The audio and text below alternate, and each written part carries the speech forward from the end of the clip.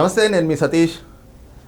సార్వత్రిక ఎన్నికల నగారా మోగబోతా ఉంది. ఇక ఆంధ్రప్రదేశ్లో కూడా అసెంబ్లీ ఎన్నికలకు సంబంధించి ఇప్పటికే రాజకీయ పార్టీలు సమరశంఖాన్ని పూరించగా యుద్ధం మాత్రం ఇక రేపటి నుంచి జోరుగా హోరెత్తబోతుంది అనేటువంటి ఒక చర్చ కూడా ప్రస్తుతం ఏపీ రాజకీయ వర్గాల్లో చాలా విస్తృతంగా జరుగుతుంది. మరి ఏదైతే ఈ ఎన్నికల నగారా మోగిన తర్వాత ఆంధ్రప్రదేశ్లో రాజకీయ వాతావరణం ఎలా ఉండబోతోంది, అక్కడ ఉన్నటువంటి రాజకీయ పరిస్థితులు ఎలాగున్నాయి, ఇవే అంశాలపై మనతో విశ్లేషించేందుకు తెలుగుదేశం పార్టీ జాతీయ అధికార ప్రతినిధి ప్రొఫెసర్ జ్యోత్స్న గారు ఉన్నారు. మేడం నమస్తే. నమస్తే మేడం, ఎన్నికల నగారా కూడా మరి కొద్దిసేపట్లోనే మోగబోతా ఉంది. ఇప్పటికే దానికి సంబంధించి ఎలక్షన్ కమిషన్ కూడా ఒక ప్రెస్ నోట్ను రిలీజ్ చేశారు.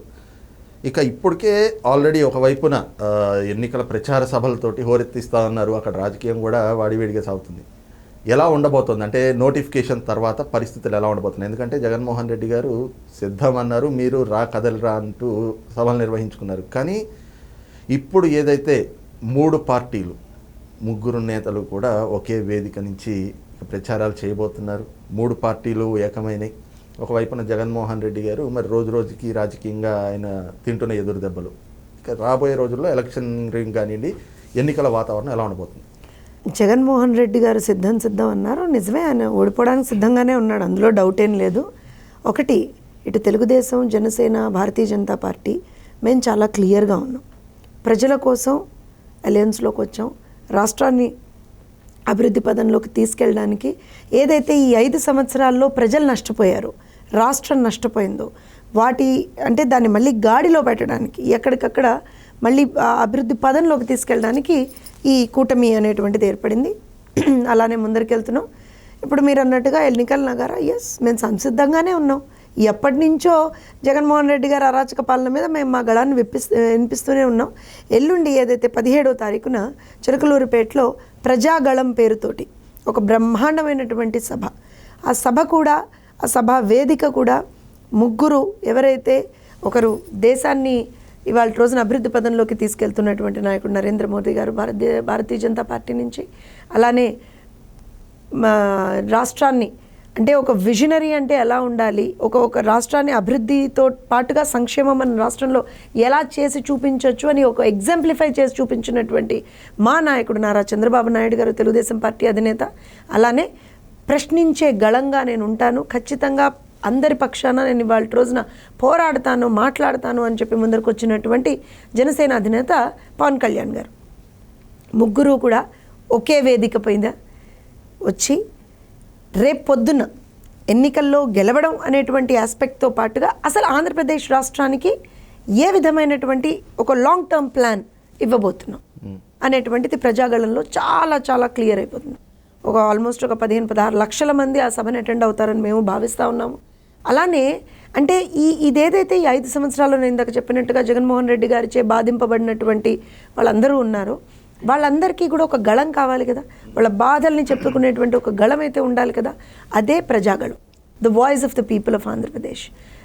దాంతోపాటుగా ఆ సభా వేదిక, దాంతోపాటుగా అసలు ఈ అలయన్స్ అనేటువంటిది ఎందుకు, అంటే దేని గురించి 100 మాటలు అంటారు అనడానికి.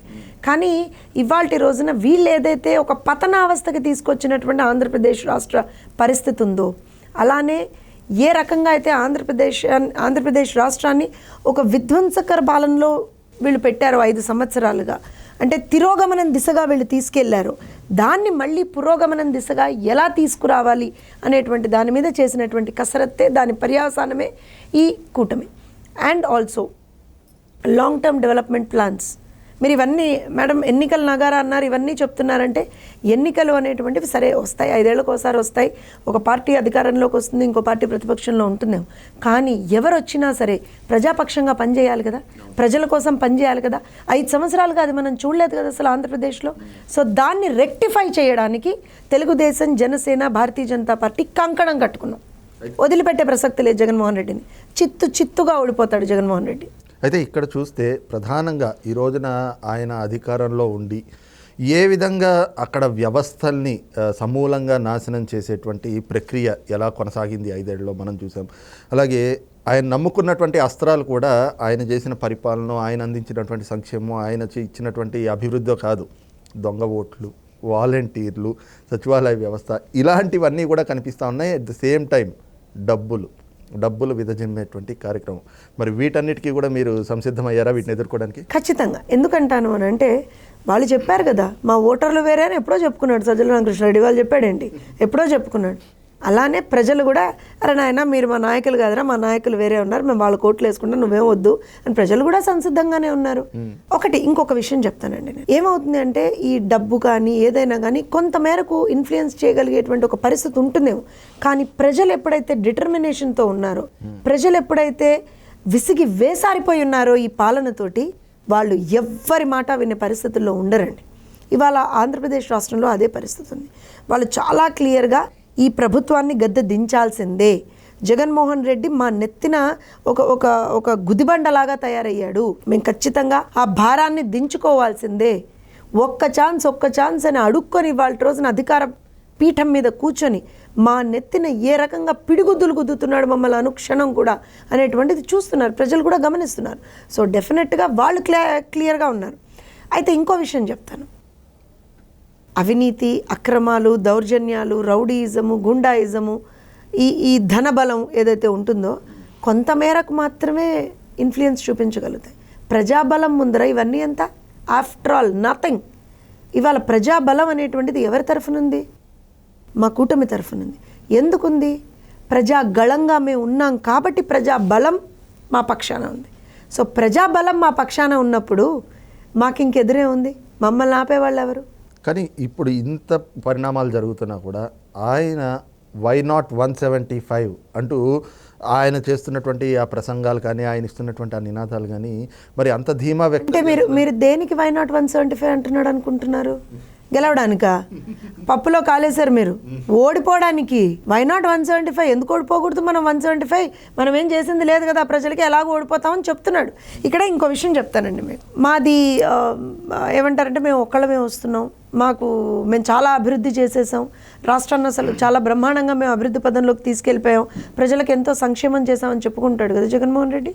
మరి 175 స్థానాల్లో క్యాండిడేట్లను అనౌన్స్ చేయడానికి ఎంత ఇబ్బందులు పడ్డాడు?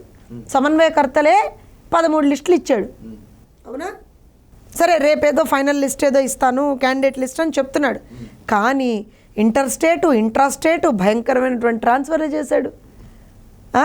ఈడ నుంచి తీసి అటు పెట్టాడు, అటు నుంచి తీసి ఇటు పెట్టాడు, ఇక్కడ చెల్లని రూపాయి అక్కడ చెల్లిందన్నాడు, అక్కడ చెల్లని రూపాయి ఇంకో చోట చెల్లుతుంది అన్నాడు. అసలు ఏంటి? నిజంగా కనుక మీరు చేసినటువంటి పని మీద మీకు ఒక నమ్మకం ఉంటే ఇవన్నీ చేయరు కదా. మార్పులు సహజం, చిన్నపాటి మార్పులు ఒకటో రెండో సహజం, కానీ ఏకంగా మొదటి లిస్టులోనే 85 మందిని చేంజ్ చేశాడు జగన్మోహన్ రెడ్డి. తెలుసా మీకు? ఎలా? ఎందుకు? కారణం ఏంటి? పెద్దగా అసెంబ్లీలో నిలబడి గట్టిగా అరిచినటువంటి అనిల్ కుమార్ యాదవ్ లాంటి వాళ్ళనే ఎక్కడికో తీసుకెళ్ళి వేసాడు. ఒక్క తన్నుకు 3 జిల్లాల యువతలకు వచ్చి పడ్డారు. So it is very obvious. Jaganmohan Reddy గారికి కూడా చాలా క్లియర్గా తెలుసు, ఖచ్చితంగా నేను ఓడిపోతున్నాను అనేటువంటి మాట ఆయనకి తెలుసు. కాకపోతే ఏంటంటే మేకపోతు గాంభీర్యం అంటాం కదా, అది ప్రదర్శిస్తున్నాడు. ఇంకోటి ఏంటంటే ఇంకొక విషయం చెప్తానండి. ఈ మన నోటిఫికేషన్ వచ్చిన తర్వాత నిజంగా కూడా కొంత జాగరూకులుగా అందరూ ఉండాల్సినటువంటి ఒక అవసరం ఉంది. ఎందుకంటే మనం ఇవాళ రోజున ఒప్పుకున్నా ఒప్పుకోకపోయినా ఆంధ్రప్రదేశ్ రాష్ట్రంలో పరిస్థితి ఏంటంటే హంతకులు, నేరస్తులు, ఆర్థిక నేరస్తులు పాలకులుగా ఉన్నారు. సో అలాంటి వాళ్ళు పాలకులుగా ఉన్నప్పుడు క్రైమ్ అనేటువంటిది చాలా ఎక్కువగా చూస్తుంటాం మనం. సో గత 5 సంవత్సరాలుగా అదే చూస్తున్నాం. ఇప్పుడు ఇంకా కూడా ఎప్పుడైతే వాళ్ళు మేము ఖచ్చితంగా ఓడిపోతున్నాం అనేటువంటి ఒక డెస్పరేషన్లోకి, ఫ్రస్ట్రేషన్లోకి వచ్చిన తర్వాత వాళ్ళు ఇంకా ఎన్ని అరాచకాలు చేస్తారో అని కూడా అరాచకాలు చేస్తారనేటువంటి ఒక అవకాశం అయితే ఖచ్చితంగా ఉంది. దాన్ని విల్ ఫేస్ ఇట్. ప్రజలు అన్నిటికీ సంసిద్ధంగా ఉన్నారు.